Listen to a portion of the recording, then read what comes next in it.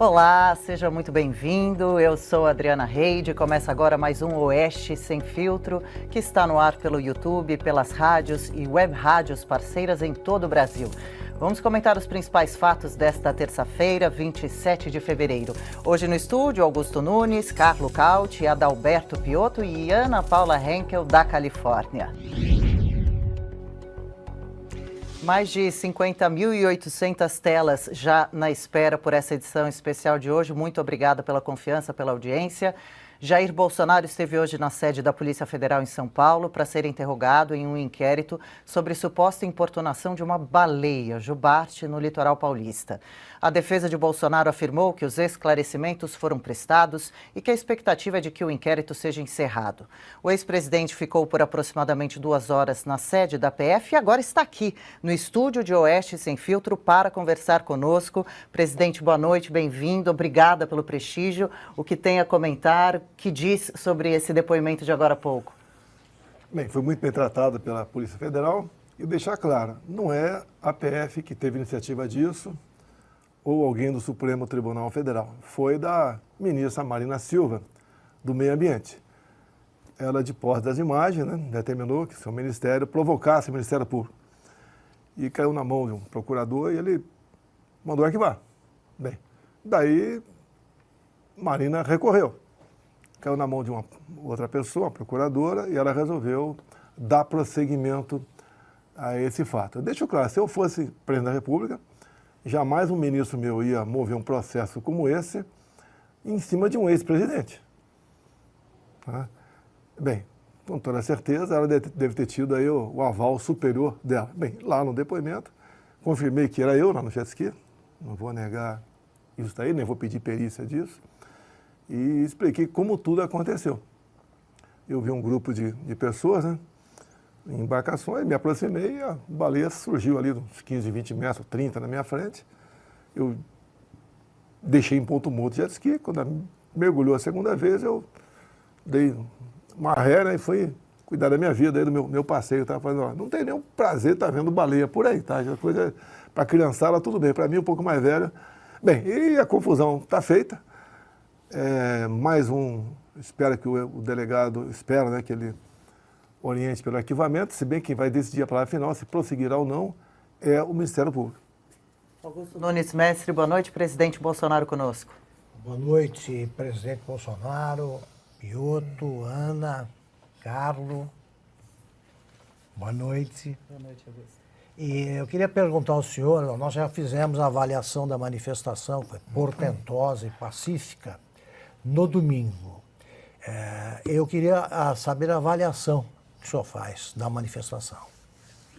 Bem, o pastor Silas Malafaia, que fez meu casamento há poucos anos, eu tenho sempre contato com ele, conversou comigo sobre essa necessidade, que não era por mim, era por todos nós brasileiros. Tá? E ele queria, nesse ato, que realmente nós que fomos falar ali, dessemos recado para o Brasil, para o mundo. E eu fiz um convite, então, para os brasileiros, obviamente, que comparecesse a esse ato sem faixa, sem cartazes. Também pedi que ninguém realizasse manifestação em nenhum outro município do Brasil, a não ser fora do Brasil. E tudo saiu dentro do script. E eu falei ali no meu convite que queríamos duas coisas: me defender das acusações e mostrar uma fotografia para o mundo do que está acontecendo na política nacional. Até eu sempre tenho falado, eu já vi time de futebol ser campeão sem torcida. Agora, um presidente sem povo é a primeira vez que estamos vendo. Então, eu acredito que o comportamento de todos ali na tribuna, que é o carro de som, saiu a contento. Uma manifestação fantástica. Não precisa falar em números, Augusto. Eu acho que ninguém discorda que foi, no tocante ao visual, a maior da Paulista até hoje.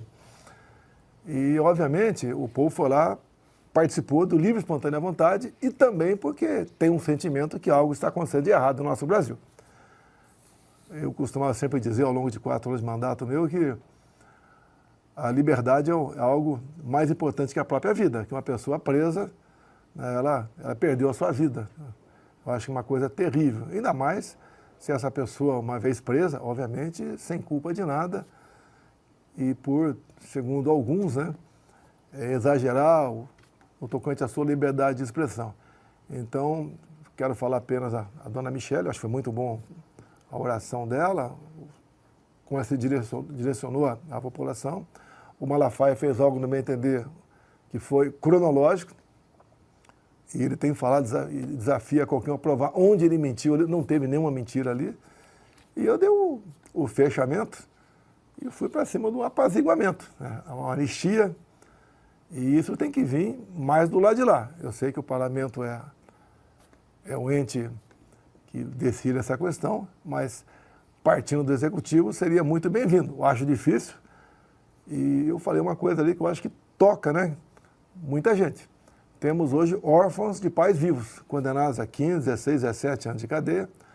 São pobres coitados, na verdade, o linguajar é esse mesmo, que pegam uma pena enorme por ter participado, alguns nem tanto, né, daquele ato de vandalismo que nós condenamos desde o primeiro momento, mas que a gente entende também que a CPMI não apurou absolutamente nada, a não ser cumprir uma determinação do governo, e temos esse problema pela frente, né, que eu acho que está mais do que debatido, da forma como as questões de liberdade de expressão estão sendo conduzidas no Brasil. Então a gente luta para que, e pede a Deus também, né, que as pessoas que estão extrapolando voltem à normalidade e nos dê esperança de que a liberdade realmente vai ser mantida no Brasil, porque sem ela não temos democracia. Adalberto Piotto, boa noite. Mais de 103.700 telas conectadas ao vivo conosco já. Bem-vindo, presidente Bolsonaro, por aqui. Muito obrigado, Adri, Cauti, Augusto, Ana Paula, todos vocês que nos acompanham. Presidente, muito obrigado por aceitar nosso convite. O senhor fez menção à anistia, e quando essa anistia foi concedida lá atrás, o Brasil experimentou décadas de uma democracia cada vez mais crescente, ou seja, houve um acerto. Por mais que as pessoas possam questionar o que foi a anistia, o resultado foi que o país foi pacificado. Tivemos, obviamente, todos os embates políticos que são próprios da democracia, problemas econômicos que foram resolvidos também com muita discussão. Por que o senhor acha que, neste momento, apesar da experiência, por esse aspecto extremamente bem sucedida da anistia, o senhor acha que não vem essa decisão de quem poderia vir? No executivo atual, ou seja, do presidente Lula nesse momento, ou que o Congresso não avance com isso com mais celeridade? Olha, o executivo não tem interesse em aprovar uma anistia, mesmo sabendo de pessoas humildes que estão sendo condenadas, né, por uma pena muito alta. E ele se apega nisso como se ele fosse agindo dessa maneira contra a anistia, que ele evitou que, com as suas ações, que o Brasil se transformasse num regime de exceção. Eu entendo exatamente o contrário, e a grande parte da população entende da mesma maneira. E você pode ver, o atual governo não tem o que apresentar para a população. E se agarra nessa questão, tá? Que é política apenas, nada mais além disso. Agora você pode ver, o que o Brasil, nos últimos 14 meses, avançou? Nada. A reforma tributária é uma coisa que ainda é uma interrogação, mas, na verdade, aumenta-se o peso dos impostos aqui no Brasil. Até o pessoal do Bolsa Família tem reclamado, porque os cortes estão vindo a galope, né? Por exemplo, o governo cortou mais de 1 milhão de pessoas que vivem sozinhas. O conceito de família não é quem vive sozinho, né? Ele tem mais gente ali naquele núcleo familiar. A água do Nordeste, nós levamos um trabalho bastante difícil, porque eu fui o primeiro governo que enfrentou aí a teto de gastos, mas com o ministro Rogério Marinho terminamos essa grande obra lá que começou na cabeça de Dom Pedro II, lá atrás. Tá? Daí alguns falam, o governo Lula fez 85%. Fez, mas como não deu continuidade, a questão do calor abrasivo, né? Um sol muito forte, quase tudo foi quebrado por dilatação lá. Então fizemos isso, concluímos essas questões.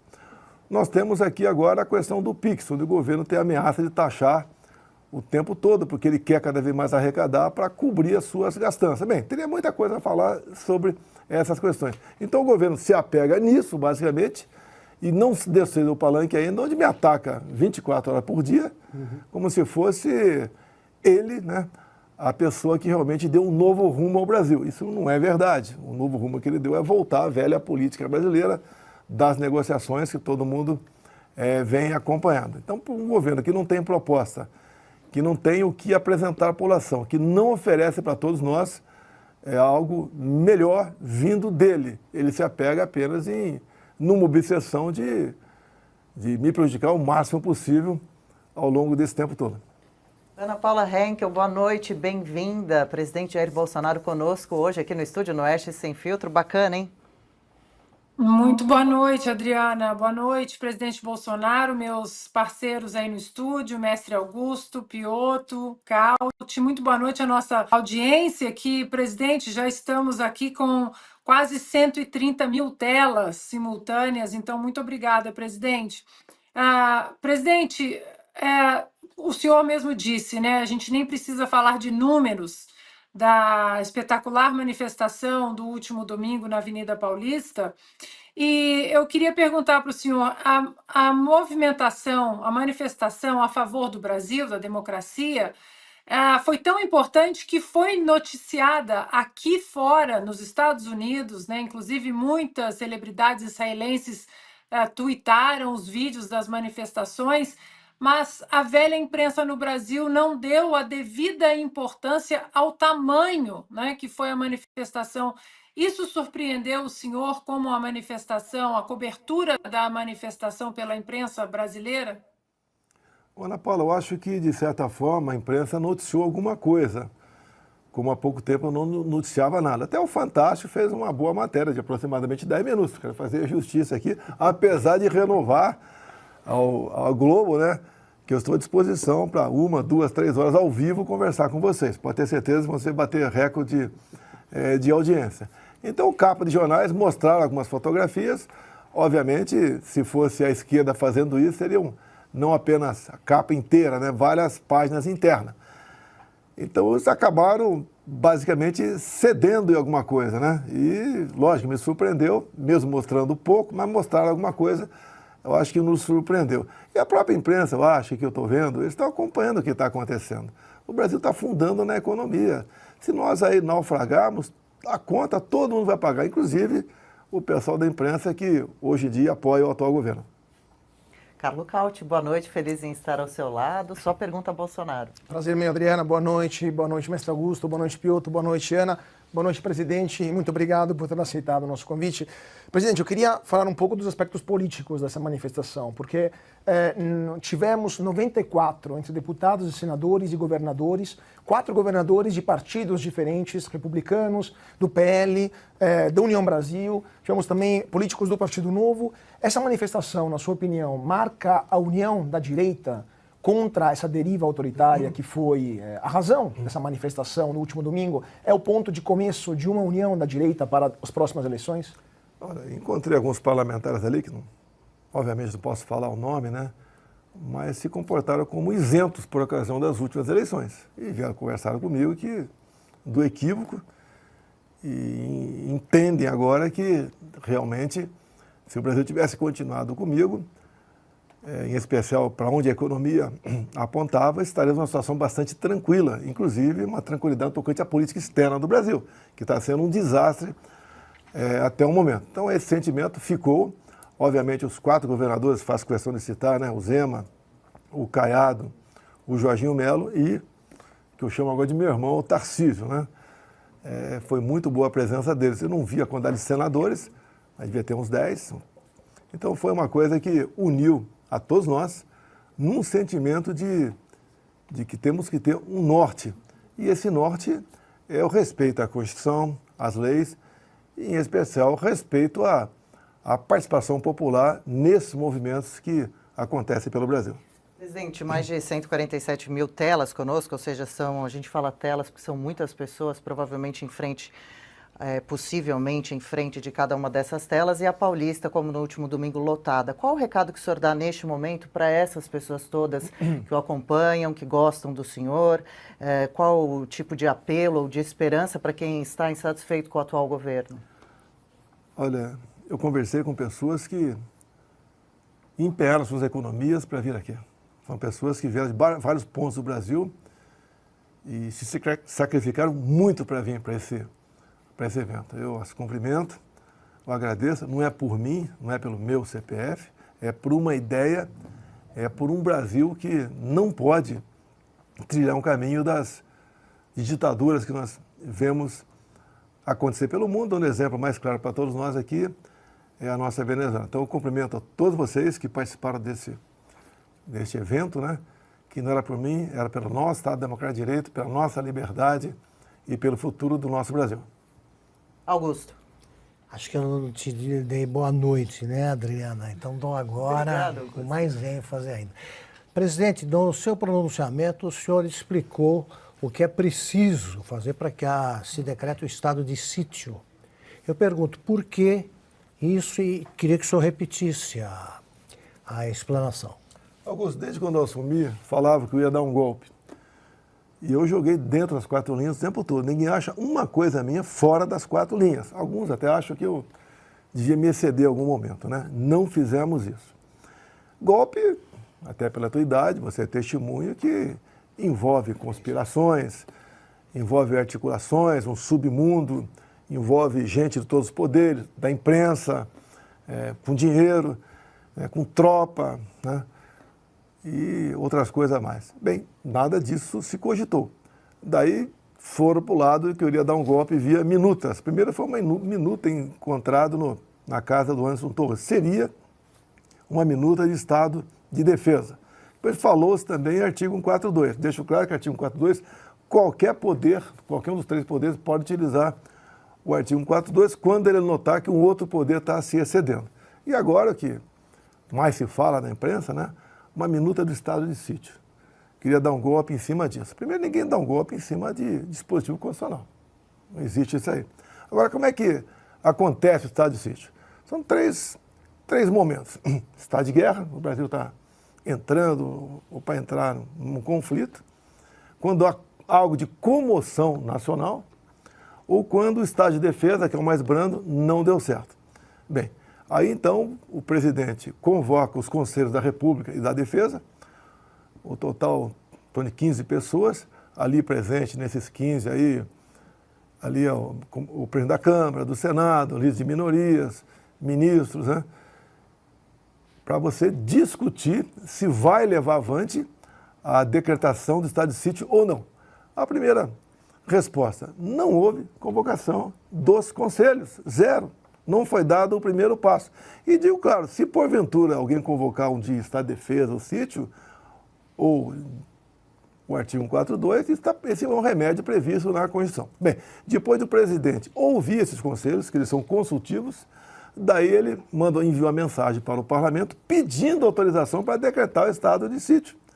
E o Congresso, uma vez autorizando, o presidente decreta o estado de sítio. E ele passa a ser responsável diretamente por todas as ações daquele momento. Bem, nada disso aconteceu, porque bate nessa tecla o tempo todo que eu queria dar um golpe utilizando o estado de sítio. É um absurdo, são narrativas que a gente não consegue entender como é que gente, assim, crítica à imprensa, que a imprensa não consegue entender isso daí e continua massificando, me acusando e praticamente me condenando publicamente de algo que não foi feito. E se falar, vamos supor que fosse um golpe, estado de sítio, quem daria o golpe, quem estaria dando o golpe seria o parlamento brasileiro, não o presidente, porque o parlamento é a última palavra no tocante à decretação desse estado de sítio. E outro? Presidente, ideias chegam muito. Eu queria que o senhor trouxesse um pouco da sua realidade quando o senhor esteve lá no Palácio do Planalto. Eu posso imaginar que muita gente vá ao presidente, mesmo assessores diretos, trazendo sugestão, ideias e tudo mais. Obviamente, sugestões e ideias. Sem a assinatura executiva do presidente, a determinação dele, nada avança. Isso acontece com muita frequência para tentar entender que, às vezes, ideias completamente estapafúrdias sequer vão adiante? Ô, Piotr, olha só, você me acompanhou ao longo dos 4 anos, para cercadinho lá do Alvorada. Fiz o cercadinho agora lá de Mambucaba, né? E eu converso com todo mundo. Então, não vê aquele figura de presidente que é acostumado a ver, que só conversa com agenda marcada com as pessoas que, ao interesse dele, também atenderam. Agora, brilhantes ideias, pessoas fantásticas, né? Pessoas simples, apresentadas. Outras, absurdas, que você pega, conversa com a pessoa e depois dá uma resposta para ela, ou dá na hora aquela resposta ali, que não tem como dar prosseguimento àquilo. Então, é comum. Por exemplo, minhas andanças pelo Brasil, você já me viu muito no meio do povo. As pessoas sabem desse meu comportamento e tem aquela região do Gradil onde eu passo, você passava, e o pessoal me entregava papéis. Obviamente, eu não tinha como ter conhecimento. Eram dezenas e dezenas de papéis, de envelopes, de bilhetes, que eu passava para trás, ficava com alguém ali do GSI, e depois tem um órgão embaixo ali da Câmara que tratava de redistribuir esses papéis para os ministérios. Era a orientação nossa, né? A pessoa analisava, olha, esse cabe ao ministro da Justiça, esse é a Economia, esse é para a Tereza Cristina, da Agricultura. E passava para lá e eu sempre frisava, né? Alguém de vocês tem que dar uma satisfação para aquela pessoa, mesmo sendo não. E isso até aqui, até onde eu pude acompanhar, isso era feito. Então, as ideias existem. Era comum ali no intervalo do almoço, em média, 20 pessoas por dia iam tirar fotografia comigo, né? Geralmente eram parentes ou amigos de servidores ali, mas sempre deixavam um papel também e a gente bola para frente. Até propostas, como por exemplo, o cara chegou uma vez lá e falou, vamos diminuir a letalidade de acidentes em área urbana.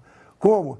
Vamos botar pneus nos postes. Quer dizer, você trata a pessoa com carinho, com consideração, mas, obviamente, né, não vai levar para frente essa ideia. Isso foi real. É real. A gente costumava brincar, né? For pintar de branco e verde, as coisas do Palmeiras, até a gente pode até pensar em levar para frente. Então, umas questões, isso acontece, as pessoas muitas vezes acham que tem a solução para os problemas mais eminentes, que você tem que correr atrás.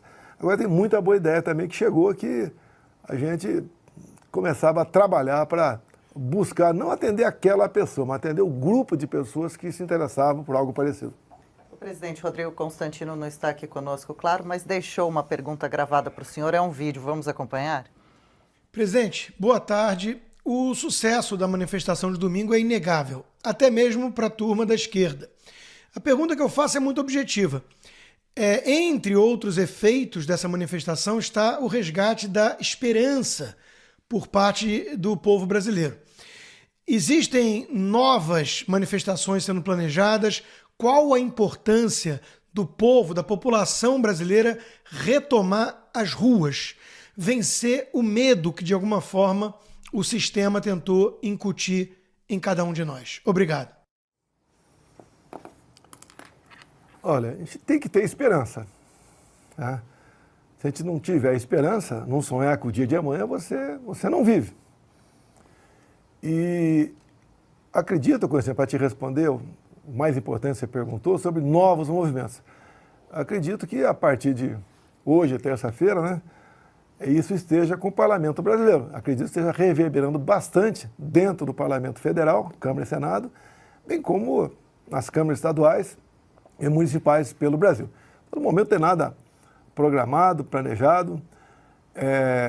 Foi marcante, no meu entender, o que aconteceu, aqueles dados, aqueles fatos, né? Aquela cronologia do Silas Malafaia foi perfeita. Eu tenho certeza que ele poderia falar muito mais coisa, mas o discurso dele foi 24 minutos. Eu recomendo que você assista esse discurso dele, 24 minutos. O Silas Malafaia foi cirúrgico naquela questão, porque ele é uma pessoa, um cidadão que sabe falar, tem o dom da oratória e é um cidadão que fica indignado com certas coisas que acontecem. E o que eu vejo no Malafaia até agora, nos seus posicionamentos, ele tem razão. E, obviamente, dentro do parlamento, pessoas que, com o mesmo ideal, pode reverberar muito mais o que aconteceu aqui na Paulista, que deixa claro, não é por mim. Eu estou com 68 anos, tá certo? Mais velho que eu aqui só, Augusto Nunes, tá? Nós já estamos com o prazo de validade vencido, né, Augusto? Mas a gente quer colaborar com um Brasil melhor para todos nós. Então, obrigado, Constantino, pela pergunta e vamos em frente. Vamos em frente com você agora de novo, Ana Paula. Presidente, há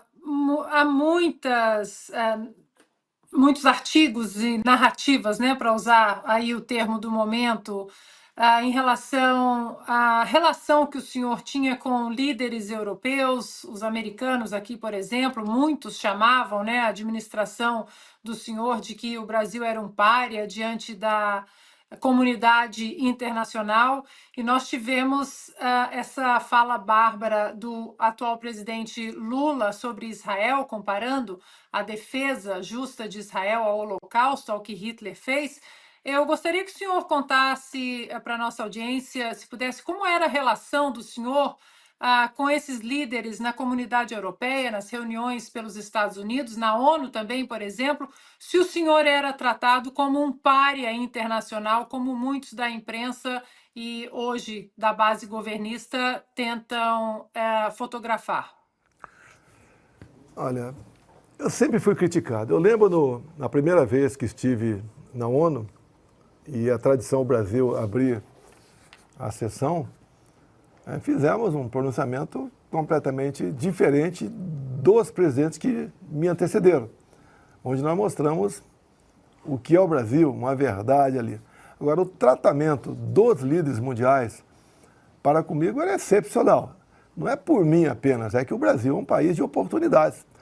Por exemplo, o mundo árabe começou a se preocupar em garantir a sua segurança alimentar também de outros países, não apenas de um ou dois países. Então, quem não tinha comércio conosco, essas porteiras foram abertas, muito bem costuradas pela ministra Tereza Cristina, a ponto de me tratarem muito bem. Logicamente, o tratamento era tão bom que eu era convidado a comer camelo. Eu não sou muito chegado, né? Mas é a maneira que eles têm de demonstrar o carinho que tem com vocês, te tratando dessa maneira. Também o relacionamento com Donald Trump foi excepcional. Por exemplo, no momento onde o aço podia entrar em crise no Brasil, não tivemos retaliação por parte dos americanos. Quando nós precisamos do Putin, da Rússia, para que não fosse cessado o fluxo de fertilizantes para o Brasil, eu fui muito bem recebido por ele, além do fertilizante que não sofreu aí solução de continuidade, também começamos a negociar a questão do diesel, e eu lembro quando ele pediu para mim também, né, naquela época, até falei com a Tereza Cristina que vamos ver como a gente resolve esse assunto. Ele pediu a importação de ovos do Brasil. Apesar de, segundo o Google aí, o pessoal pode ver, são 1.750 ovos por segundo o Brasil produz, a gente não sabia até que ponto a Rússia tem uma população praticamente metade da nossa, iria impactar o preço dos ovos aqui no Brasil. Então, tratamos essa questão de forma bastante boa para os dois lados. Tá? Também, com o mundo europeu, nós demos mais um passo na questão do Mercosul, mas sempre soubemos que lá um só país pode vetar o Mercosul. Cheguei a discutir com o Paulo Guedes, iniciamos a conversa para nós sairmos do Mercosul, como o Uruguai basicamente faz, como alguns países furam essa bolha, e o Brasil faz vista grossa para isso, nesses comércios que eles assumem individualmente. Então, o tratamento pelo potencial mineral do Brasil, pelo potencial agrícola, pela sua vastidão aqui, que é a nossa biodiversidade, que o Marcos Pontes vinha conduzindo muito bem essa questão com Israel, com Coreia do Sul, com o Japão. Então, por tudo isso, né, também pelo turismo do Brasil, o Gilson, que era o ministro do turismo nosso, conduziu muito bem essa questão também perante o mundo. O Brasil cresceu com o turismo, não colapsou mesmo com a pandemia. Ou seja, o mundo tem interesse em nós, não é em mim, tá? E o interesse deles é manter um bom diálogo com qualquer presidente. Mas, infelizmente, esse último agora, que disse que ia resolver a guerra da Ucrânia com a Rússia tomando cerveja, né? Ele foi lá fora agora e fez uma coisa que inacreditável. Esse ataque que não tem adjetivo, né? Contra o Estado de Israel, contra o povo judeu. E depois dobrou a aposta logo em seguida ainda. Agora, ele que fala tanto que em paz, em humanismo, etc., não moveu uma palha para libertar aí os brasileiros aprisionados pelo Hamas. Como lá atrás também, ele tinha um contato muito forte com as Farc da Colômbia, e tivemos uma senadora, né, nossa, né, a Ingrid Betancourt, que ficou sequestrada, se não me engano, por 8 anos, deve ser mais ou menos isso aí. Então, é uma pessoa que se alia a ditaduras. Eu fui proibido pelo TSE para associar o Lula a Maduro, né, da Venezuela, associá-lo a Ortega, da Nicarágua, entre outras ditaduras. Agora, está no DNA do Lula esse tipo de gente ao teu lado. Como, por exemplo, sempre muito ligado a Fidel Castro, atualmente com o Díaz-Canel, que é o ditador lá de Cuba, tá certo? Então, esse carinho, essa aproximação, como, por exemplo, do Irã, tá? Faz parte aqui do DNA do atual mandatário do Brasil. E isso, cada vez mais, o mundo está enxergando que o Brasil, nessa política que vem adotando aqui, não é bom para as democracias do mundo todo. Presidente Bolsonaro, mais de 203 mil telas, acessos ao nosso programa nesse momento. São inúmeras pessoas querendo ouvi-lo. Carlo Cauti. Presidente, eu queria voltar à pergunta do Augusto também sobre a questão do estado de defesa, só para a gente entender melhor, porque uma dos pontos de acusação contra o senhor é o vídeo da reunião de gabinete do dia 5 de julho de 2022. Agora, a questão ali, meio à mente, outra reunião no dia 22 de abril de 2020, que também foi liberada pelo STF, logo no começo da pandemia. O senhor foi acusado naquela época de interferência na PF, de interferência na BIM, e no final das contas não houve nenhum tipo de consequência.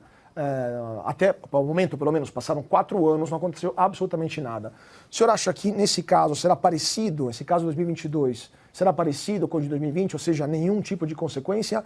Mas a pergunta também, só para entender para o nosso público, por que vocês gravavam essa reunião de gabinete? Até porque vocês falavam de questões de segurança nacional nelas, né? Por que era gravada essa reunião? O que acontecia? A gente gravava, pegava recortes, né, para utilizar nas mídias sociais e destruía ali o chip ali. Né?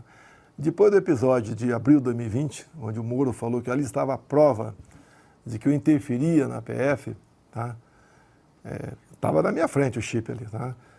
E cada um deu uma ideia o que fazer. Alguém falou até destrói. Eu falei, pô, cara, eu não vejo nada demais ali, né? Tinha um item só, alguns poucos segundos que o ministro Supremo, que determinou a abertura, ele manteve sigilo disso aí. Agora o resto, uns 30 palavrões ali, tá certo? E era do coração aquilo lá. E a partir daquele momento, depois foi divulgado, foi comprovado que não tinha nada ali, interferência na PF, tá? E daquele momento para frente foi para não gravar mais nada. Bem, alguém gravou essa reunião de 2022, não sei quem foi, tenho a menor ideia, e ela acabou se tornando pública, tá? Agora, mesmo assim, eu não vejo, se você quiser me questionar, fique à vontade. E ninguém vai programar um golpe na frente de umas 30 pessoas, pelo menos, né? Discutindo vários assuntos naquele momento. Então, é mais uma forçação de barra. O que de grave eu falei ali foi que não adianta a gente ter 70% dos votos que vão aparecer 49% nas urnas. Isso que eu falei ali, que poderia ser o mais grave que eu falei. Eu acho que foi acertei sem querer o placar. Presidente, além da nossa audiência incrível nesse momento, também muitos comentários cumprimentando o senhor, agradecendo a participação do senhor aqui hoje nessa edição. Presidente, para o senhor, qual a importância para o Brasil a presidência da Argentina agora ocupada por Milei e uma possível eleição novamente de Trump nos Estados Unidos? A Argentina é a melhor parceira nossa comercial aqui na América do Sul, né? E eu sempre digo, os vizinhos estando bem, ajudam a gente. Tá? E o Milei pegou a Argentina, economicamente falando, né, muito pior do que eu peguei o Brasil. E eu torço por ele. Quando eu estive na pós, ele fui convidado, fui muito bem tratado, me botou na linha de frente como fosse um chefe de Estado, conversei pouco mais de 30 minutos com ele particular. Lógico que eu dei algumas sugestões para ele, né? E obviamente, mas eu senti ele bastante preparado para assumir a presidência, né?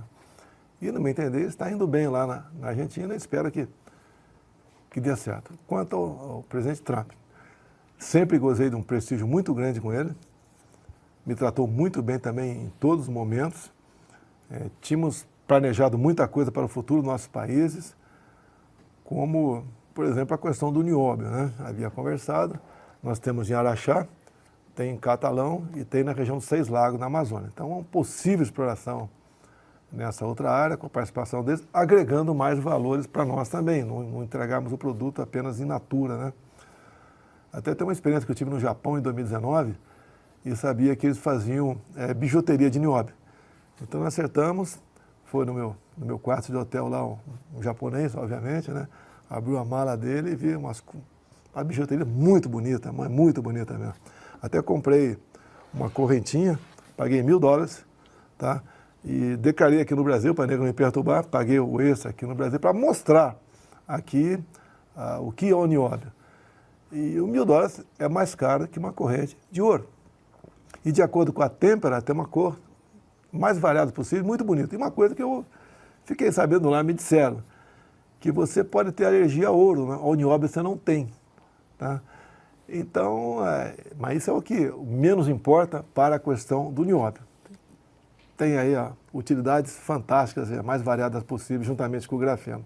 Então, esse estudo, essa conversa foi tida com ele. Logicamente, não seria o governo americano, empresas americanas, mas precisava do respaldo dele, tendo em vista o local onde você ia explorar isso daí. Também discutimos muitas outras coisas. Logicamente, nós concorremos nos commodities, alguma coisa com eles. A gente sabe como eles são protecionistas tocante a isso, né? Mas sobrava um espaço para a gente evoluir. Com a participação do Marcos Pontes, ministro da Ciência e Tecnologia. O Marcos Pontes é uma pessoa que você vê andando por aí, se você não conhecer, você não dá muito valor a ele, né? Que meio bonachão, etc. Mas tem uma cabeça realmente fantástica. E a questão da ciência e tecnologia foi muito avante com ele, né? Em especial com Israel. Israel tinha acertado lá atrás com Benjamin Netanyahu, mas veio a pandemia, não pudemos ir à frente. Queriam nós implantarmos aqui um projeto Rondon com Israel, porque lá nós fomos ver como é que funciona a piscicultura no deserto, a agricultura também, que existe, eles garantem a segurança alimentar, a gente exporta uma parte para a Europa, mesmo com a precipitação pluviométrica ser abaixo do nosso sertão aí, nordestinos. O Marcos Pontes trouxe 3 máquinas para água aqui no Brasil. O princípio é semelhante ao ar-condicionado, com adaptador a placas fotovoltaicas, de acordo com o local. Aquele tamanho daquela máquina dava, em média, 300 litros de água por dia, a custo zero. Tá? Então, isso tudo estava no papel. Algumas coisas foi levada avante, como a questão da água para o Nordeste via essas máquinas. E, infelizmente, não houve a reeleição do Trump lá, muito questionada, né? E ato contínuo aconteceu a nossa aqui também. Então, a gente espera, eu torço pelo presidente Trump, que ele volte à presidência, porque eu vejo ele como uma pessoa que ajuda o mundo. Enquanto ele foi presidente, você não viu conflitos no mundo. Foi se ele sair, pintou o Afeganistão, o Hamas, né? Até mesmo aí o Maduro quer fazer gracinha com a Guiana. Logicamente, depois que descobriram ali na costa da Guiana e Suriname, o equivalente a quase a nossa reserva de petróleo aqui no Brasil, aquilo, alguns países abrem os olhos para entrar se usufruir dessa riqueza. E o Maduro, tá, que está ali do lado, ele sempre questionou, o seu povo também, vou fazer justiça, sempre questionou 2/3 da Guiana como sendo deles, fizeram um referendo, né, até teve uma nova máquina de votar lá nos Estados Unidos, né, agora no papelzinho também, né, tá um voto eletrônico ali do lado, impresso e eletrônico. E a gente não sabe porque a China, a Rússia, tá, Cuba, está todo mundo dentro da Venezuela, que é o país que tem a maior reserva, já tem no momento a maior reserva de petróleo do mundo. Seria gigante caso eles avançassem sobre a Guiana. Nós não queremos defender nenhum lado nem outro, deixa para uma arbitragem internacional. Mas, se ele quiser partir para uma aventura, ele sabe que quem está do lado dele e quem não está. Tá? Então, com o Trump, não teríamos, no meu entender, problemas lá com a Venezuela, com o seu Maduro. Augusto Nunes. Presidente, 200 mil telas. Evidentemente a live mais vista no mundo neste momento. Presidente, o senhor não só propôs a pacificação, como sugeriu uma medida concreta, a anistia. O senhor acha que isso vai se transformar numa campanha, é o início de uma campanha, pela soltura dos presos sem julgamento, para começar? Olha, eu entendo que é um exagero nessas penas. Como eu entendi lá atrás, os 8 anos e 9 meses para o Daniel Silveira, né? Tanto é que eu concedi a graça para ele, depois o Supremo, quando eu saí, derrubou o decreto. Eu acho que os seus parlamentares, né, que já são simpáticos a essa ideia, não são maioria no meu entender ainda, conversarem com calma, com tranquilidade, com o seu colega do lado, alguns até do Centrão ainda que não se definiram, porque estão na base do governo e seguem orientações do governo, não apenas questões aí de tratar dos assuntos que interessam para o governo no momento. Aqui vai ser uma questão extra. Dá para convencer a esse pessoal e num projeto de lei botarmos um ponto final nisso, porque, como disse lá na Paulista, é muito dolorido você saber que tem órfãos de pais vivos no Brasil. Já houve, não faz tanto tempo assim, a campanha pela anistia, né? 7-9, né? Apoiada pela esquerda, sobretudo. Agora não pode começar uma campanha da anistia pela direita?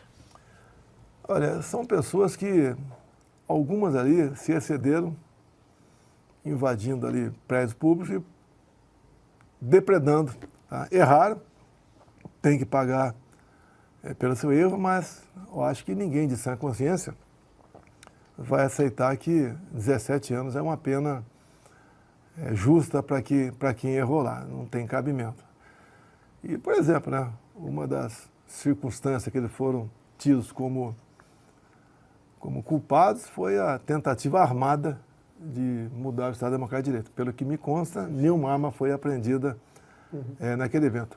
No primeiro dia, mesmo domingo, 8 de janeiro, eu estava hospitalizado, inclusive com morfina, né, que foi a terceira vez que teve uma crise de aderência no intestino. Nós tuitamos repudiando aquele ato. Mas o governo pegou aquilo, que a história não pôde ser contada pela CPMI lá que funcionou no Senado Federal, porque o ingrediente político entrou pesado. Era um partido forte, do Kassab, por exemplo, o PSD, todos os parlamentares votaram com o governo. Né? E, obviamente, isso é péssimo, não pode, no meu entender, né? Cada um faz o que bem entender com o seu partido, não posso responder pelos integrantes do partido. Eu sempre fui independente em todos os partidos que eu tive dentro da Câmara. Mas votar favorável àquilo, né? Deu força para que punições acontecessem. E colocou o governo Lula, que vive de mãos dadas com ditadores, uma situação momentânea lá atrás como um grande democrata do Brasil. Piotr, você. Presidente, me permita continuar nessa questão da anistia, ampliando para a pacificação. O senhor fez menção disso lá na Avenida Paulista, e com exceção, obviamente, de quem depredou, e para isso é preciso que se faça a individualização de conduta. É uma coisa da qual reclamamos com muita frequência aqui nesses processos em relação aos presos do 8 de janeiro. Mas, para se ter uma pacificação no país ou uma anistia, além do Congresso, eu imagino que precise de outras forças da sociedade. O senhor tem falado, por exemplo, com alguns ex-presidentes, como, por exemplo, o presidente Michel Temer, que o senhor conversou na época daquele outro problema do 7 de setembro, ou com qualquer outra figura de relevo na política brasileira para apoiar essa ideia? Porque nós não estamos naquele momento do 8 de janeiro, já passou muito daquilo. O ingrediente político daquilo foi extremamente abordado pelo governo, com o interesse do governo, tudo isso, mas nós estamos num momento em que a gente viu pelas manifestações aqui do último domingo, as pessoas não ofendiam nada, o senhor fez esse pedido para não levar faixa contra ninguém, as pessoas assentiram aquilo, ou seja, não levaram nada. Eu estive lá, não havia ofensa a ninguém, havia sim um movimento a favor do Brasil, em defesa do Estado Democrático de Direito. O senhor considera conversar com essas outras pessoas, como, por exemplo, o ex-presidente Michel Temer, ou outras pessoas que possam interferir no atual governo, ou mesmo no Congresso, sobretudo, para ir adiante esse processo de anistia e um processo até maior de pacificação? Olha, eu costumo não falar das reuniões reservadas que eu tenho. Sim. Isso é uma norma, até porque eu não posso perder a credibilidade quando procuro certas pessoas. Mas como chegou na imprensa que eu havia conversado com o Temer, é verdade, conversei com ele um pouco mais de 1 hora antes do 25 de fevereiro, e muita coisa nós tratamos ali naquela conversa, que eu espero que você me permita não divulgar o que nós tratamos ali. Mas pode ter certeza que tudo tratado ali foi para o bem do nosso Brasil. Sim, perfeito. Mais uma pergunta, então. Agora a gente segue com você, Ana Paula. Presidente, vamos virar um pouquinho para a economia. O senhor conversa com muita gente, né, como o senhor mesmo disse, mesmo na vida particular do senhor, o senhor arruma os seus cercadinhos e conversa com as pessoas. O que as pessoas têm relatado ao senhor sobre a economia e o que o senhor acha da economia do Brasil nesse último ano, o que foi desfeito, o que está sendo proposto? Qual a perspectiva do senhor para os próximos 3 anos, de acordo com este governo, no campo da economia? Olha, lá no cercadinho de Mambucaba, é um local de gente humilde, né? Aquela região, esse assunto era recorrente. Eu ficava em média 1 hora conversando com eles todos os dias. E aquela pergunta, como é que está o supermercado, tá? Onde você mora, quanto você ganha, o que você acha que pode melhorar. E isso a gente colhia lá na fonte primária, esses problemas. Tem falado que os produtos de cesta básica têm aumentado e vê com preocupação o futuro do Brasil. O desemprego também é uma questão de...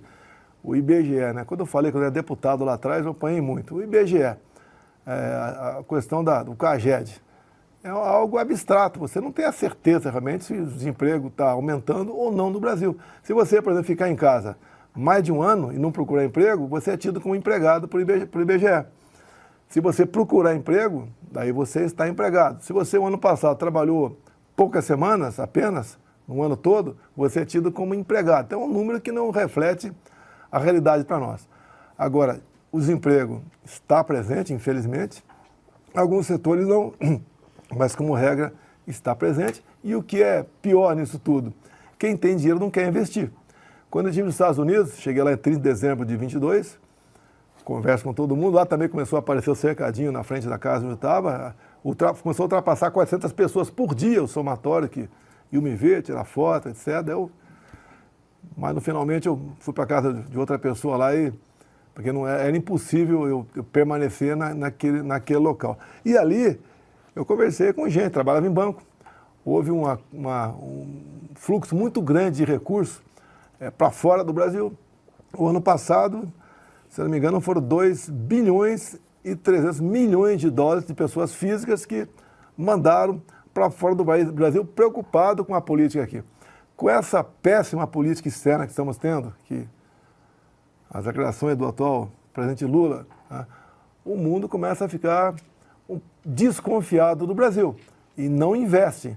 Se, por exemplo, a taxa de juros está para subir nos Estados Unidos, subir um pouquinho, lógico que tem dinheiro que é especulativo aqui, mas muito investidor vai jogar seu dinheiro em outro lugar.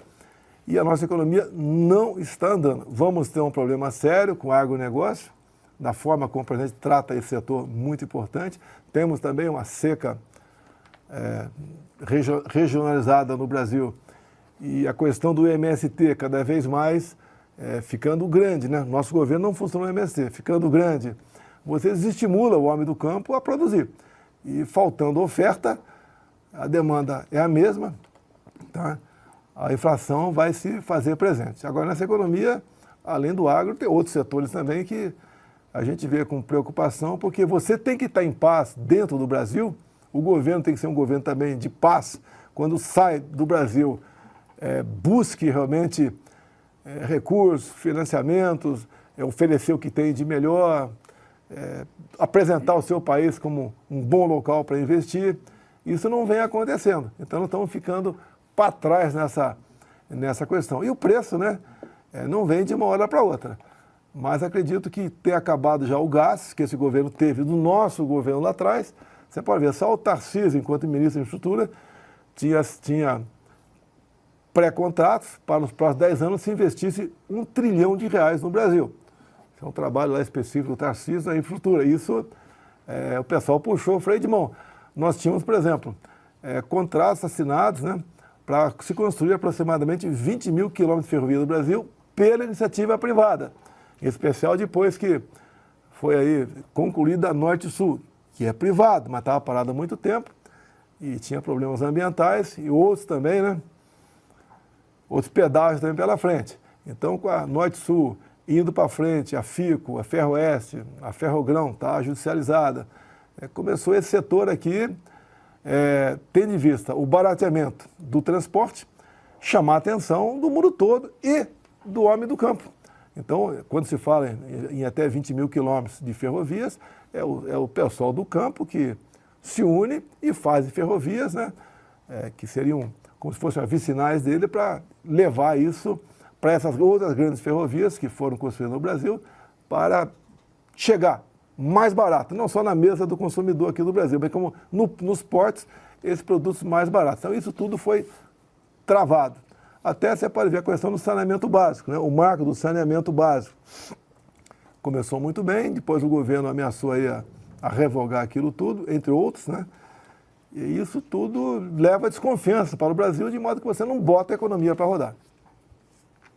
Para fechar essa só rodada, sem claro, economia, até o pessoal mais humilde muitas vezes vai naquela conversa da esquerda. Sem economia não tem Bolsa Família, pessoal. Eu lembro que lá atrás, né, há pouco tempo, durante a campanha, o Lula falou que ia botar a Casa da Moeda para rodar 300 bilhões de reais. Vou dar uma sugestão boa para ele. Faça uma filial da Casa da Moeda para cada prefeitura. Quando o prefeito quiser dinheiro, ele roda a maquininha lá e resolve o seu problema. Você, Cauti. Presidente, eu queria continuar na questão de política externa que o senhor citou. Eu queria perguntar um comentário sobre as declarações do presidente Lula, que comparou a operação militar de Israel contra o Hamas na faixa de Gaza ao Holocausto. O senhor foi o primeiro e único presidente que teve a presença do primeiro-ministro israelense na posse, e o presidente Lula recebeu, no dia que ganhou a eleição, as felicitações do Hamas. Como o senhor qualifica as declarações do presidente Lula contra Israel? É um desastre, né? Você nota que de humano ele não tem nada. Absolutamente nada. Também, pelo que eu sei da história, eu fui o único presidente fora de Israel, obviamente, né, que fui no Muro das Lamentações com o Benjamin Netanyahu. Quando nós tivemos o problema aqui de Brumadinho, ele ligou para mim e ofereceu ajuda, né? E veio aqui um avião com mais de 100 israelenses, com equipamentos de primeira, onde nos ajudaram aí seria um milagre, né? Não tivemos um milagre, encontrar ninguém vivo, mas com tecnologia, muitos corpos foram encontrados por eles. Eles tinham um retrato exato, né, do momento do rompimento da barragem, quem estava com o celular, onde poderiam estar os corpos depois daquele mar ali de resíduos. Então, o governo de Israel, ele pratica esse ato de humanidade no mundo todo. O Brasil não é diferente. Comigo tinha um tratamento mais especial. Eu tinha ido antes de ser presidente, fui para Israel, tá certo? Foi muito bem tratado. Eu tentei falar com o embaixador brasileiro, não nos atendeu. Eu estava com os meus filhos, né? Estava com o Nix Lorenzoni também, não fomos atendidos. E ficou a marca da nossa amizade. E, logicamente, o Brasil, você pode ver, Israel é menor que o menor estado brasileiro, que é Sergipe. Eles têm um quarto de prêmios Nobel com eles. Tá? Quando o Lula joga pesado nessa questão, você pode botar no chão a nossa Embraer, porque uma parte, em torno de 20% de componentes e programas são israelenses. E você não tem onde buscar isso no mundo. E você, ao jogar no chão a nossa Embraer, você traz problemas econômicos para nós, até mesmo no momento. Dessa forma, talvez, né, empresas que estariam encomendando produtos da Embraer tirem o pé do acelerador, preocupado com um possível rompimento das nossas relações com Israel. Então, essa política externa nossa é péssima, fazer essa comparação é descabida, tá? Realmente 6 milhões de judeus foram mortos, a grande maioria em câmaras de gás, algo que a gente não consegue imaginar que um ser humano fosse capaz de fazer isso. Mas, infelizmente, foi uma realidade, né? E a gente não pode tratar essa questão da maneira como ele tratou, comparando o exército israelense ao exército nazista. E no mais, eu entendo que Israel tem o direito de se defender. O que foi feito ali pelo Hamas realmente é outra coisa inacreditável. Tive com o embaixador de Israel, foi na Câmara, foi um encontro fortuito, né? Quando eu fui assistir o filme de lá, mantenho contato com algumas pessoas do governo de Israel ainda, tá certo? Troco informações com eles. E o que foi feito lá é inacreditável, né? Estuprar mulheres, tocar fogo, botar criança em forno de micro-ondas para ver o crânio explodir, fuzilar jovens, é uma coisa inacreditável, né? Eles fazem um requinte de crueldade, tudo isso aí. Temos, se não me engano, acho uma brasileira ainda sequestrada lá, que o Lula podia fazer gestões para botar em liberdade as pessoas, já que ele tem tanta amizade com o Hamas. E mais ainda, eu acho que o checkmate nessa questão, ninguém tem dúvida que o Hamas é um grupo terrorista. Esse grupo terrorista felicitou o Lula por ocasião das eleições, juntamente com a bandidagem toda do Brasil nos presídios. De passagem, não se teve conhecimento de comemorar a eleição do Lula em 22, a não ser o sistema carcerário aqui e o Hamas lá fora. Muito obrigada pela sua companhia, por toda essa audiência. Mais uma vez, então, repito, a maior live de hoje. Esse número expressivo de telas nos acompanhando, mais de 237.700. Presidente Jair Bolsonaro conosco. Gostaria que o senhor comentasse, por favor. O presidente Lula comentou hoje, afirmou que as imagens da manifestação comprovam sim o tamanho do ato do último domingo. Abro aspas aqui para a fala de Lula. Eles fizeram uma manifestação grande em São Paulo. Mesmo quem não quiser acreditar, é só ver a imagem.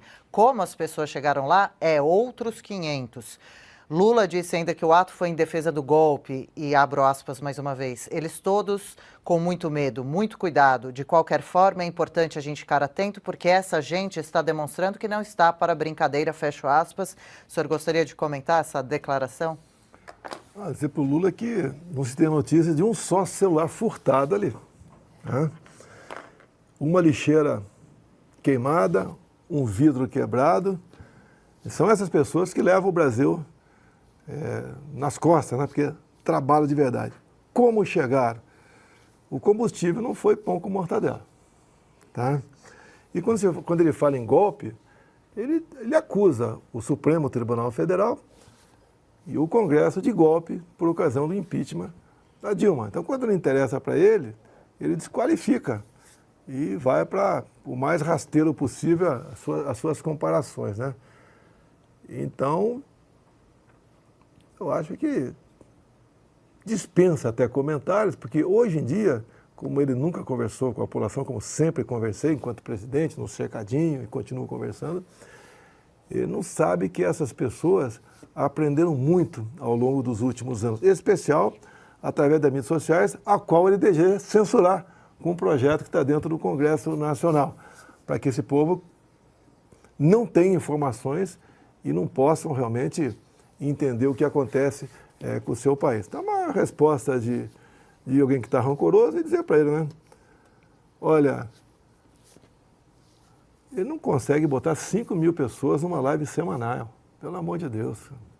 Ninguém tem paciência de ouvir aquelas asneiras que ele diz ali, tá?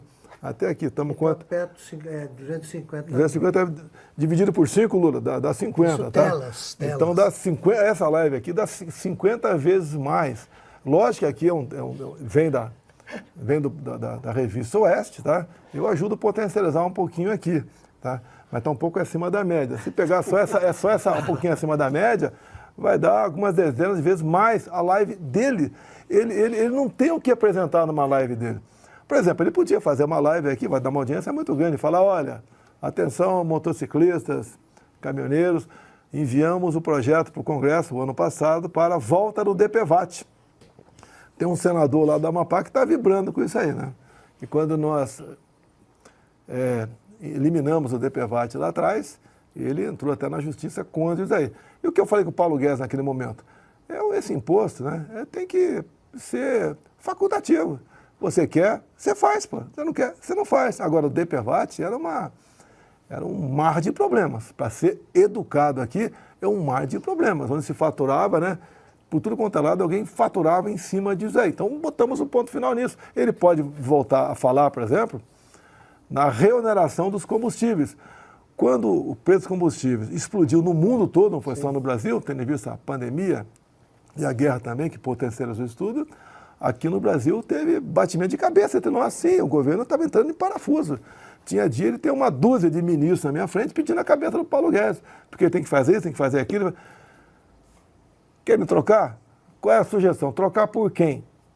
Tá? Eu conduzia isso e não levava para o Paulo Guedes. Tá? Depois de algum tempo eu falava, Paulo, PG, o pessoal quer para a cabeça aí, mas vamos buscar uma alternativa, porque ele vinha buscando. Como ele acertou com o parlamento brasileiro, nós já tínhamos zerado os impostos do gás de cozinha lá atrás e acabamos zerando também o do diesel, da gasolina e do álcool e do etanol. E também botamos um teto no ICMS. O trabalho do Arthur Lira foi muito importante nessas questões. O Arthur Lira foi um parceiro daquilo que interessava para o governo também. Não vou deixar de reconhecer isso nele. E botamos um teto, 17% no ICMS dos combustíveis. Por exemplo, tinha um estado aqui no Brasil, para não polemizar, aqui da região sul-sudeste, que era 34% o ICMS da gasolina. Ou seja, 1 litro de gasolina, você pagava R$ 2,30 só de ICMS. Tá? Então, botou-se um teto, por ser algo essencial. Também botamos um teto ICMS de energia elétrica, de modo que, inclusive na proposta, né, caso os governadores arrecadassem, no final das contas, o equivalente a arrecadasse menos do que o prejuízo final dos governadores ultrapassasse 5%, o governo federal cobriria. Sim. Ninguém buscou, porque todo mundo ganhou mais. Nós, o governo federal, faturou horrores, porque a economia começava a girar. O Paulo Guedes ficou tão empolgado, né, que ele cortou 1/3 do IPI de 4 mil produtos. E nós já vimos diminuindo, zerando os impostos de alguns produtos de importação. Por exemplo, tudo que tinha a ver com energia fotovoltaica, zeramos. O Gilson, o ministro do Turismo, deu a ideia para nós zerarmos o imposto de veleiros e de jet ski. Fizemos isso. Na Europa existe aproximadamente 7 milhões de veleiros. E a conta deles lá é que cada veleiro, de forma direta ou indireta, dá 2 empregos a mais. O jet ski também, algo para o turismo. Alguns bateram em mim, né? Jet ski é de rico. Não tem nada a ver. O jet ski, quando está na marina, é uma pessoa humilde toma conta do jet ski, que faz a manutenção dele. É emprego para todo mundo. Então a economia começou a rodar. Até a gente vê, algumas pessoas comentam com razão, né, que foi o único governo que tem conhecimento que diminuiu impostos no Brasil. E é uma verdade. E o Paulo Guedes queria partir para zerar todo o IPI. Né? Ele começou com 1/3, ia passar para 2/3, ia zerar todo o IPI, para a gente voltar à reindustrialização no Brasil. E queria buscar uma solução para a Zona Franca de Manaus também. A Zona Franca de Manaus é importante, garante em parte a nossa soberania na região. Sempre tratava esse assunto lá com um colega que foi candidato ao Senado, o Coronel Menezes, muito bem tratado esse assunto, muito bem conduzido, como também com alguns parlamentares, né, lá, como o capitão da PM, que sempre está comigo lá do Amazonas. Então, eu tratava esses assuntos para a gente fazer o contrário, né? Que quando eu dei uma estudadinha na curva de Laffer, que é uma coisa simples de entender, e fui falar com o Paulo Guedes, né? O Paulo Guedes é uma pessoa que, conversando sozinho com ele, ele dá muito mais atenção às suas propostas, né? E eu falei, o Paulo Guedes, vamos errar diminuindo impostos, já que está complicada a situação do Brasil, e do mundo, né?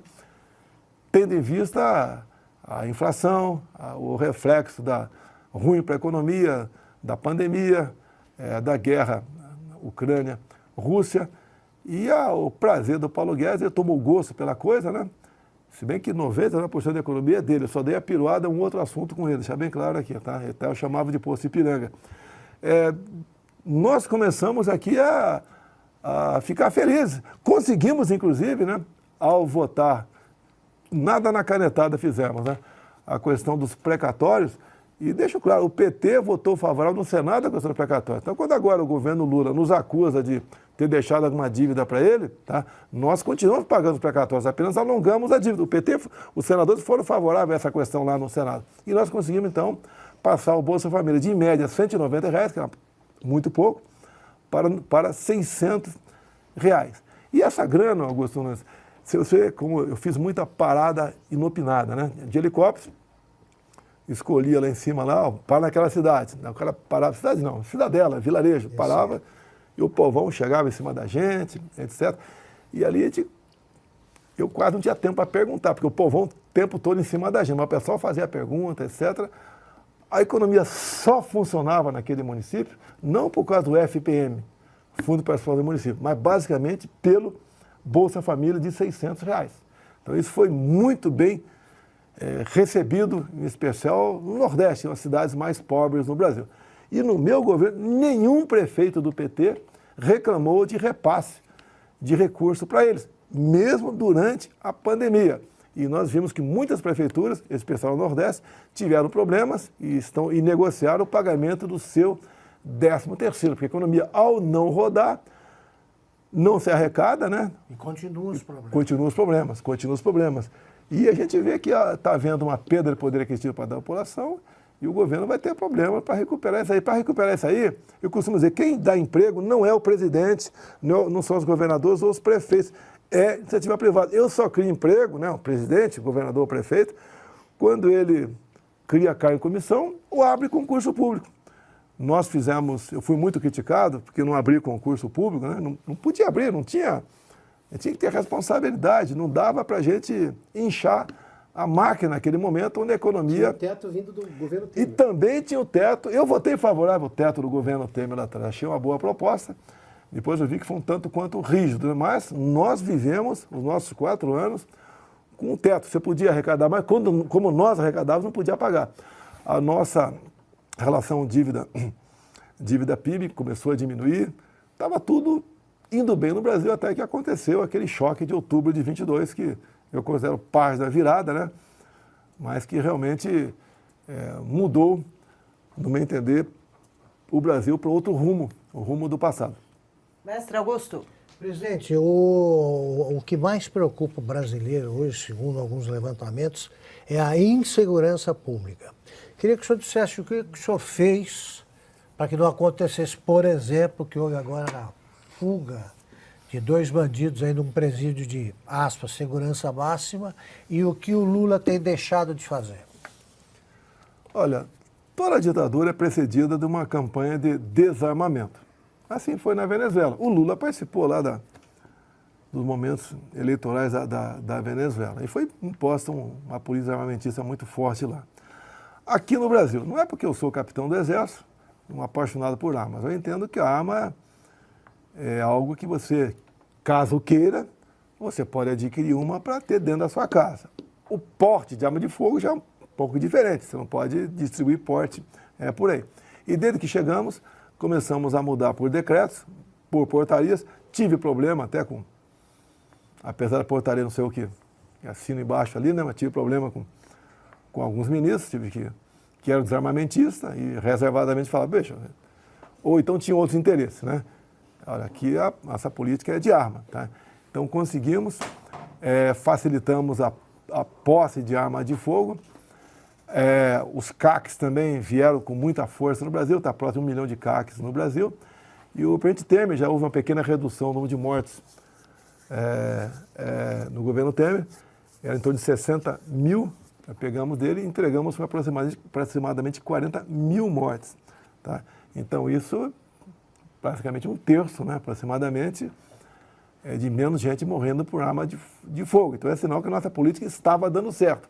A violência no campo praticamente inexistiu.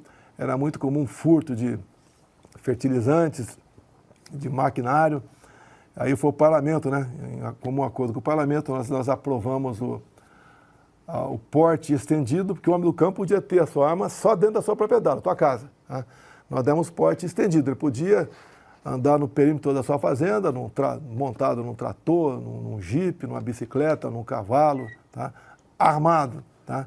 E isso inibiu as invasões, a violência diminuiu barbaramente no Só campo. o MST andava armado.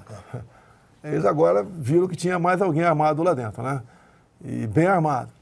E também a questão do MST, nós conseguimos segurar o MST como? Atacando com a Tereza Cristina, com o secretário secretário-geral também do INCRA, né? Onde tinha grandes conflitos, fomos para a titulação de terras.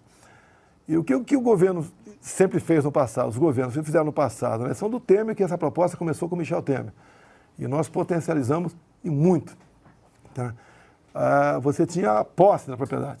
Então você estava lá ocupando lá 5, 10 hectares e de vez em quando passava alguém lá e falava, ó, monta no caminho aqui, a gente vai invadir uma fazenda a tantos quilômetros de distância. Se você não entrasse, a pessoa tomava a sua propriedade. Então nós titulamos, o total foi 420 mil no meu governo, muito mais que Lula e Dilma juntos, que ficaram 14 no governo, em 4 eu titulei muito mais do que ele. Então a pessoa com o título na mão, ela passou a ser um cidadão. Ela podia pegar um empréstimo no banco, ela podia fazer os seus negócios com a prefeitura através da agricultura familiar. A agricultura, os prefeitos podiam comprar até 20 mil por mês, por ano, desses da agricultura familiar. Nós passamos para 40 mil reais. Então diminuiu assustadoramente isso aí. O Tarcísio está fazendo isso agora que o Estado pode fazer. O Tarcísio está praticamente titulando tudo que é possível aqui em São Paulo. Não vamos ter problema mais em São Paulo em curtíssimo prazo, não vai ter mais esse problema. Agora, você pode, estados do Nordeste, nada disso é feito. É um polo, é um foco de tensão enorme. Quando você pega a Bahia, por exemplo, tem municípios que é uma exceção, Luiz Eduardo Magalhães. O resto ali vive com insegurança. Então não tem como esse pessoal investir, progredir, dar emprego, tá? E ser feliz. Não tem como, tá? Até me permite fazer um comentário aqui, você pode ver, né? Eu estive nos Estados Unidos e é uma migração de americanos de estados democratas para republicanos. Sim. Democrata é o mais da esquerda, né? E para republicano. São estados onde o imposto é menor, onde a lei é cumprida, onde não existe aquela lei que você pode entrar no mercado e furtar ou roubar até 950 dólares, não tem problema nenhum, tá? Então eles fogem para lá. Aqui também é uma migração do Brasil, basicamente do Nordeste para outras regiões, em especial Sul e Sudeste. E por que nossos irmãos nordestinos saem do Nordeste? Ninguém quer sair da tua terra. Eu lembro quando passei num concurso para a Escola Preparatória de Cadeias do Exército, né? Eu reagi muito para sair de Eldorado Paulista e viver a vida aqui fora. Você quer ficar na tua cidade? Eles vêm para cá porque não tem oportunidade lá. E não tem oportunidade por quê? Devia ser a região mais evoluída do Brasil, porque a esquerda, o PT, está há 20 anos na Bahia, sempre prometendo, sempre jogando um contra os outros, empregado contra patrão, aquela história toda, né? Jogando, sempre dividindo para vencer. E vem para cá. Eu só espero que nossos irmãos nordestinos, por exemplo, que estão na cidade de São Paulo, que a cidade de São Paulo é a maior cidade de nordestino do Brasil, não cometam os mesmos erros, né, que cometeram nas suas regiões, acreditando nesse pessoal de esquerda. 267 mil telas, Piotto. Presidente, falando ainda sobre a questão da segurança, o Congresso avançou finalmente com essa questão da saidinha. Já foi aprovado na Câmara, já tinha sido, foi para o Senado e agora volta para a Câmara. Inclusive o Guilherme Derrite, que é secretário de Segurança, deve voltar momentaneamente à Câmara porque ele vai novamente ficar à frente desse processo, desse projeto que agora depende só do aval ou análise última da Câmara. Além da questão da saidinha, eu só queria falar também sobre uma outra questão. Como é que foi do seu governo e o que o senhor acha que era possível ser feito melhor em relação à FIES, por exemplo? Boa parte dos estudantes ou de pessoas mais jovens, as pesquisas ainda lá em 2022 apontavam pouca aderência à sua candidatura. É um grupo que foi trabalhado muito pelo seu concorrente, o presidente Lula, o candidato Lula, naquele momento. O senhor acha que a questão de lidar com a universidade pública, as suas declarações, ou mesmo em relação a ONGs, questões da Amazônia, que o senhor sempre foi muito direto, teve uma CPI, inclusive, agora, das ONGs, e mostrou o quanto que essas ONGs hoje tomaram parte da Amazônia para si, sem que o Estado não possa entrar nessas áreas que elas comandam lá. Que tipo de coisa o senhor acha que poderia ter sido feito melhor no seu governo? Olha, mesmo quando você entra numa sala como essa, que está toda desarrumada, você não vai, em 4 horas, arrumar essa sala. Tá? Nós fizemos o possível no governo. Eu, quando ganhei eleições, eu tinha o Paulo Guedes do meu lado, o Onyx Lorenzoni e praticamente mais ninguém. Nós começamos ali formar o nosso governo. Tá? Então, gostaria de fazer mais coisa, não foi possível fazer. Tá? Aí fizemos o possível. E muita coisa tem para apresentar. Quando você falou em fiéis de passagem aí, o governo Lula acabou de abrir novos 95 cursos de medicina. Quer dizer, esses novos donos de faculdade, que muitos são apadrinhados, têm uma clientela de alunos garantida, sem inadimplência, porque é dinheiro que vem Caixa Econômica, Banco do Brasil, né? vem dos orçamentos para lá. E está se repetindo o erro do passado, tá? Porque há uma campanha para o pessoal fazer medicina. Com todo respeito, eu não levo jeito para ser médico, né? Talvez nenhum de vocês aqui. Tá? Quem leva jeito, tudo bem, mas há uma forçação de barra, porque ao ir para essas novas faculdades, o poder público vai se endividar, uma parte considerável ali vai ser mal formada, até porque você não tem mestres, você não tem professores, que tem que ser uma qualidade excepcional para formar os futuros médicos. Muitos, pelo caminho, vão sair fora e vão ficar com essa dívida, como aconteceu lá atrás, sem qualquer critério. E depois foi obrigado a fazer nosso governo, conversando com a equipe econômica, conversando com o ministro da Educação, entre outros, né? Olha, esse pessoal não vai pagar essa dívida. Então nós mandamos o projeto para o Congresso aprovou, e a lei final foi uma anistia de 99% desses valores. Porque os caras, repito, não tem como pagar, não vão pagar.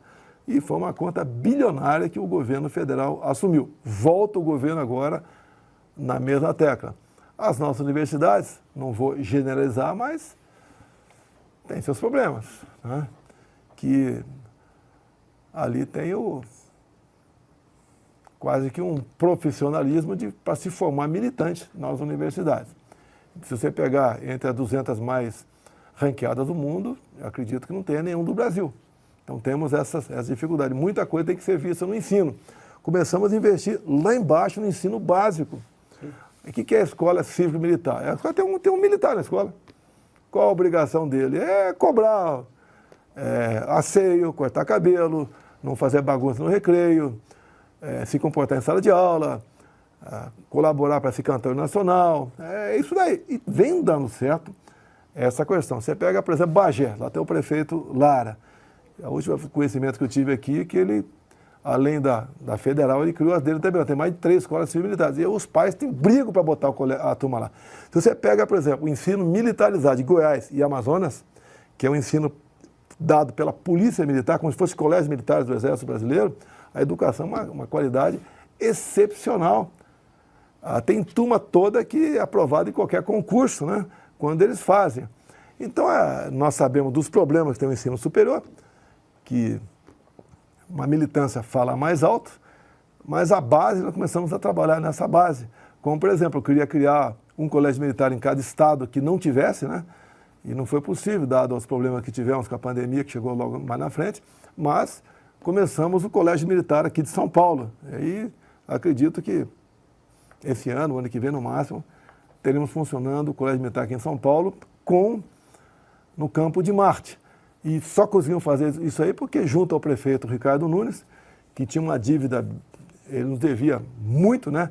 E sangrava bastante o município, nos procurou em Brasília e buscou uma maneira de zerar essa dívida, com uma parte do campo de Marte ficando conosco e ele acabando com essa obrigação que ele tinha de pagar essa fortuna, né?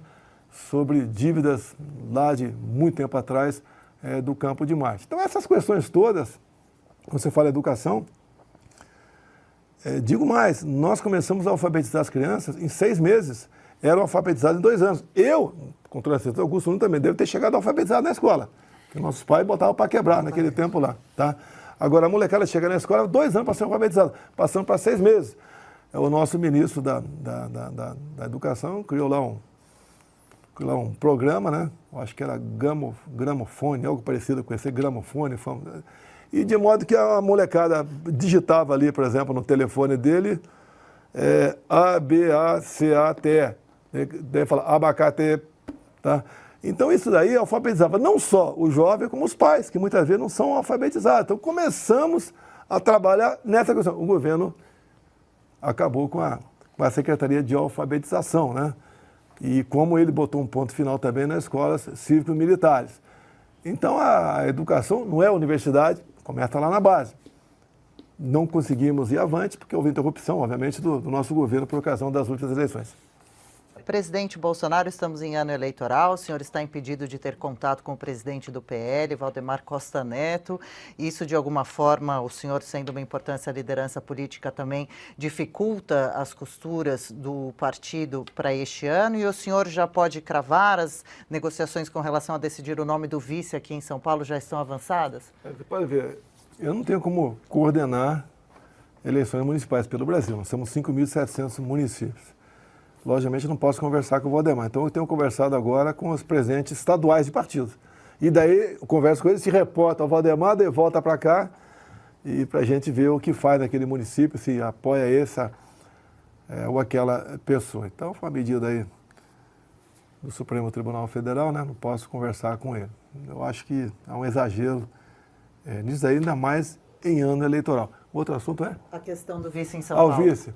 Bem, eu conversei lá atrás, antes do impedimento com o Valdemar da Costa Neto. Eu queria lançar aqui, deixo claro, pessoal, não há dúvida, eu queria que o Ricardo Salles pudesse concorrer à prefeitura, mas eu obedeço, tem hierarquia, né, tem que ter em tudo quanto é lugar, e o Valdemar queria a reeleição aí do Ricardo Nunes. Então foi batido o martelo, e daí o Valdemar falou para mim indicar um vice, né?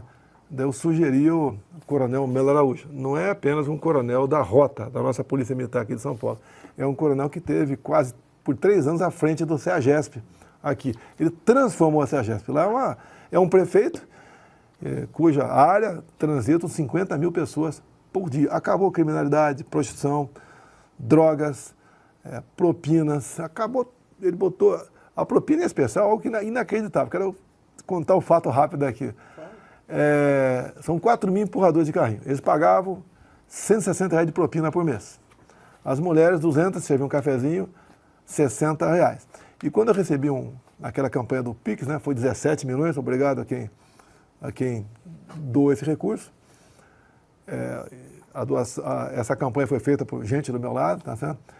E uma das pessoas escreveu ali que porque me doou R$100. Um empurrador de carrinho, R$100 é dinheiro pra caramba.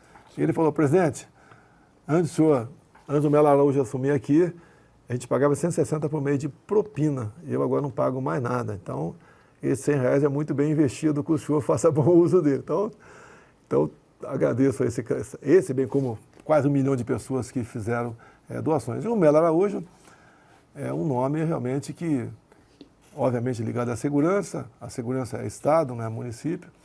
Mas ele pode dar um bom suporte para a prefeitura com seus conhecimentos, né? E é uma pessoa de respeito. Nós temos 90 mil policiais militares na segurança pública aqui. E teve uma passagem lá que, sem falar nomes, né? Tinha uma pessoa chata, né?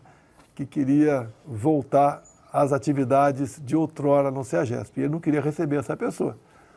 Daí ele falou, Melo, receba aos costumes. Tudo bem, presidente. Daí, quando essa pessoa chata entrou, tinha uns 20 PMs da rota da reserva do lado dele. Essa pessoa tomou um café e foi embora e não se tocou mais no assunto.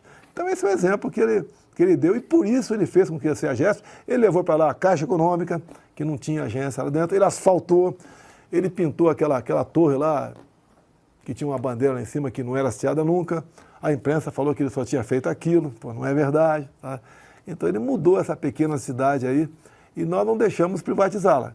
Então, alguns do governo queriam, tinham uma pessoa do Estado aqui muito importante, queria comprar aquela área, queria vender para amigos, não deixei vender para amigos aquela área, e está aí a marca do Melo Araújo como um possível, né, pré-candidato a vice na chapa de Ricardo Nunes. E o senhor está considerando outros nomes mais ligados à política? Ou Não. Se você abrir, os caras vão botar lá um vaselina, pô, tá certo?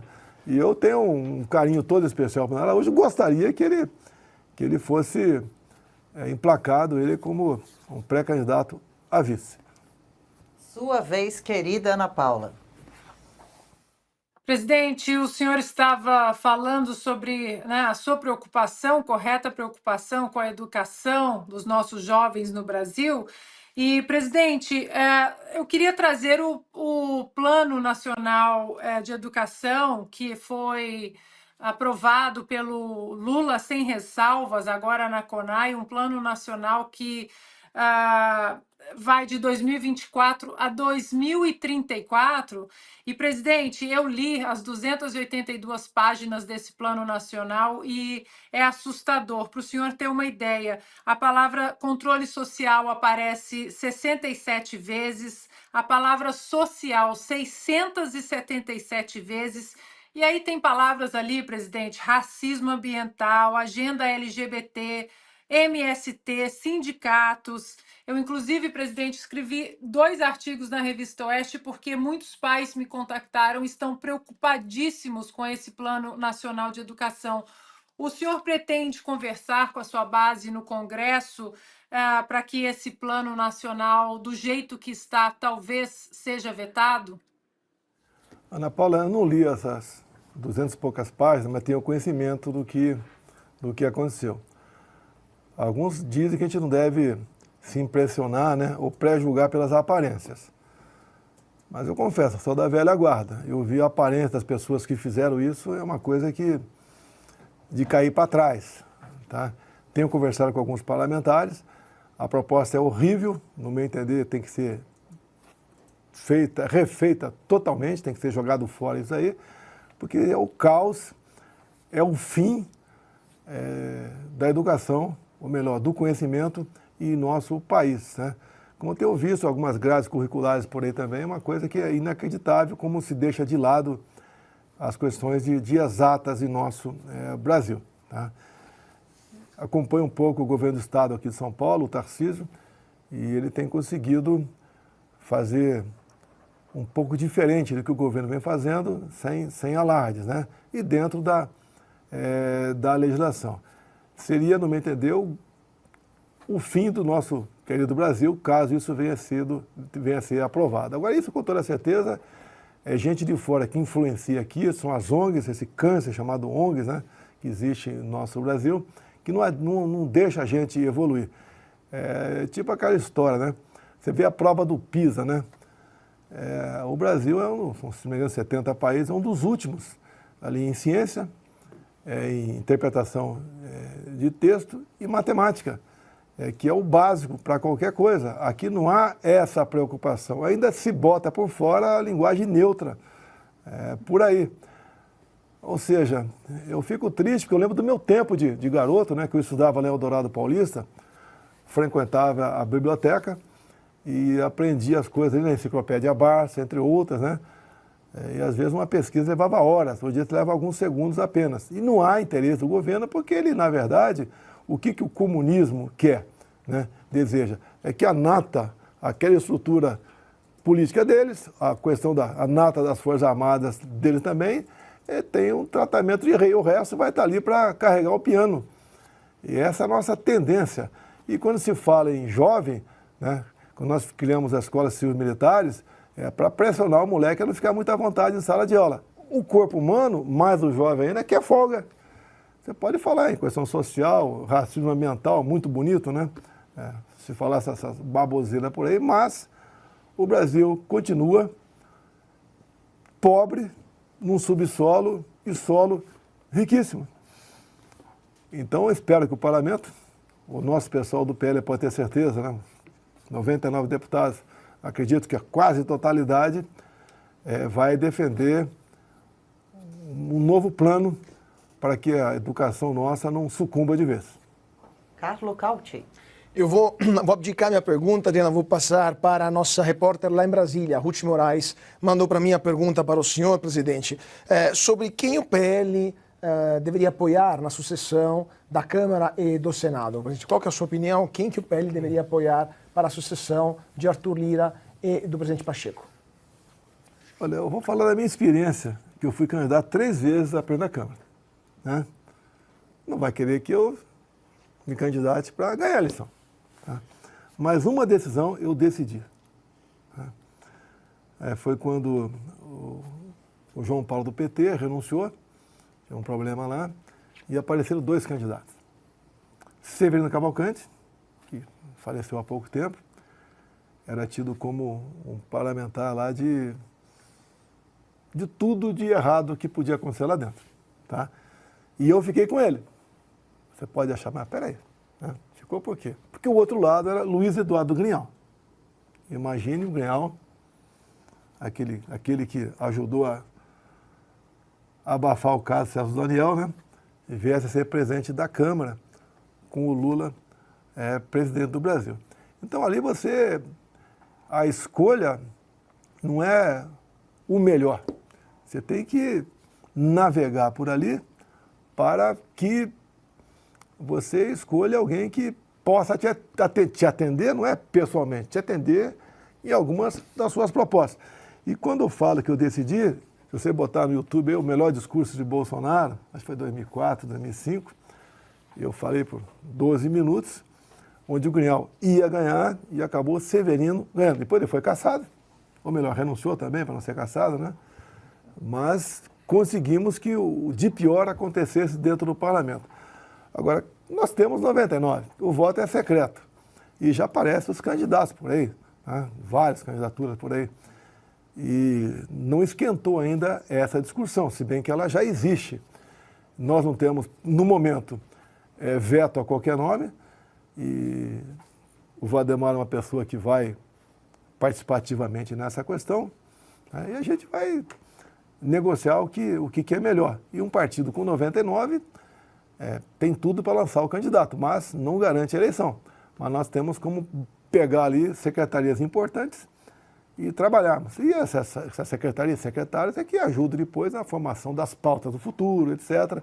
E você, com essas indicações ali, pessoas eleitas, etc., você ajuda a redirecionar o nosso Brasil. Augusto. O senhor acha que algum dos ministérios criados pelo Lula era necessário? O senhor deveria ter... Não, foi para acomodar. Tem 38 no momento, se não me engano, né? Acho que sim. Nós chegamos a ter 23. É para acomodar os apadrinhados. Tem o estágio de ministro. Tem ministro ali que não tem dinheiro para nada. Está ali apenas posando de ministro. Tá? E as negociações partidárias. Tem partido do Centrão ali, que vou repetir o nome desse presidente aí, que tem 3 ministérios. Então a preocupação dele ele faz qualquer coisa para não perder os 3 ministérios. Não sei, né, quem são os ministros dele, porque geralmente o partido político indica o ministro e quer que ele submerja, mergulhe, né? Mas a quantidade de ministros não reflete em qualidade. Você deve lembrar de muitos ministros meus. E com todo respeito a você, um desafio. Tu não fala 10 nomes de ministro do Lula aqui nessa mesa, aqui no momento. Eu acho difícil. Não. Comigo você, com toda certeza, falaria pelo menos metade dos nomes dele. Para fechar mais esse giro, você então, Adalberto Piotto. O senhor tem conversado com os presidentes das duas casas, o Arthur Lira e também o Rodrigo Pacheco, presidente? Eu sou um pouco radioativo, né? O mundo que eu vivo aqui, cheio de recordistas de processo, e vocês que podem dizer isso aí, né? Talvez o homem mais perseguido que passou por um cargo do executivo da história de todo o Brasil. Tive uma folga lá com o Gilson em Alagoas, né? Foi o nosso ministro do turismo, e na volta bati um papinho rápido com o Arthur Lira em Brasília. Não mais conversamos por aí, tá? E entendo que a minha situação no momento é ficar meio discreto num canto aí, mas a gente sempre está articulando, porque a política não sai da gente. Presidente Jair Bolsonaro, gostaríamos todos de agradecer profundamente a participação do senhor, todos os esclarecimentos. Fique bem, fique com Deus, até uma próxima, espero que em breve. Não é isso, Augusto? Sim. Se o senhor quiser fazer o fecho... Não, obrigado da pela entrevista. audiência, obrigado aqui, Augusto Nunes, a sua equipe, por me dar esse espaço. Você deve ter me sentido um pouco contraído, né? São os problemas que a gente enfrenta. E, logicamente, gostaria de não ter esses problemas, mas, como eu sou uma pessoa que a realidade mostra, como esse evento da Paulista ali, com esse mar de gente lá, e o Brasil todo assistiu aquele movimento. Eu sou um paralelepípedo no sapato da esquerda. Tá? E eu, apesar de ser inelegível, no meu entender, de forma não justa, né, eu pretendo continuar participando da política brasileira enquanto Deus me der força e saúde para tal. Agradeço a minha família, que vive momentos difíceis nessa questão toda. O entendimento, o carinho que o povo me trata em qualquer lugar, qualquer classe. Quando estou em Mambucaba, converso com pessoas humildes, né, que andam descalças, como converso com gente que anda com um iate de 30 milhões de reais.